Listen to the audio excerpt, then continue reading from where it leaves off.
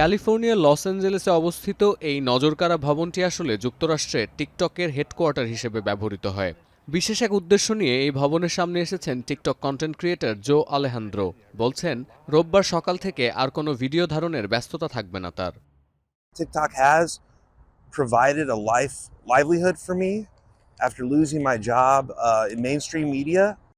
জোর মতো এমন অসংখ্য ক্রিয়েটর আছেন যারা টিকটকের মতো সামাজিক মাধ্যমে কন্টেন্ট তৈরি করে জীবিকা নির্বাহ করেন। রোববারের পর কন্টেন্ট ক্রিয়েশন আর প্ল্যাটফর্ম নিয়ে নতুন করে ভাবতে হবে তাদেরকে। আর যদি যুক্তরাষ্ট্রে চিরতরেই বন্ধ হয়ে যায় জনপ্রিয় এই মাধ্যমটি, তাহলে এতদিনের শ্রম ও কাজের মূল্যায়ন পাবেন না এই ক্রিয়েটররা। This being the last day, seemingly TikTok's going to go dark. We are all scrambling. মার্কিন কোনো প্রতিষ্ঠানের কাছে ১৯ জানুয়ারি রোববারের মধ্যে টিকটকের মালিকানা হস্তান্তরের নির্দেশ দেয় যুক্তরাষ্ট্রের সর্বোচ্চ আদালত। অন্যথায় তা বন্ধ করে দেওয়ার ঘোষণাও আসে। যদিও নির্ধারিত সময়ের ২ ঘণ্টা আগে শনিবার রাত ১০টা ৪৫ মিনিটে যুক্তরাষ্ট্রে অ্যাপল বা অ্যান্ড্রয়েড সব ধরনের অপারেটিং সিস্টেম থেকে সরিয়ে নেওয়া হয় টিকটকের কার্যক্রম। প্লে স্টোর থেকে সরিয়ে নেওয়া হয়েছে ডাউনলোডের অপশনও।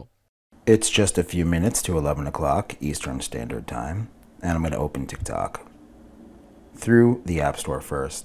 However, it isn't available. যদিও এর মধ্যে টিকটকের মালিকানাধীন প্রতিষ্ঠান বাইটড্যান্সকে কিছুটা আশার আলো দেখাচ্ছেন নবনির্বাচিত প্রেসিডেন্ট ডোনাল্ড ট্রাম্প। ১৭ জানুয়ারি এক এক্স বার্তায় ট্রাম্প উল্লেখ করেন টিকটক নিষিদ্ধের বিষয়টি নিয়ে আরও ভাবতে চান।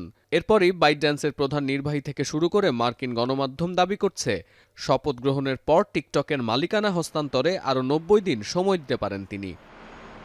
এর আগে গেল এপ্রিলে বাইডেনের নেতৃত্বে টিকটক নিষিদ্ধের প্রস্তাব ওঠে কংগ্রেসে। অভিযোগ ছিল, মার্কিন নাগরিকদের ব্যক্তিগত তথ্য চীনা গোয়েন্দা সংস্থার কাছে পৌঁছে দিচ্ছে টিকটকের মালিকানাধীন প্রতিষ্ঠান বাইটড্যান্স। সতীর্থ কর্মকার, এখন বিশ্ব। একনল হ্যান্ড ওয়াশ ১০০% প্যারাবেন ফ্রি, তাই নিরাপদ হাতের জন্য আস্থা রাখুন একনলে।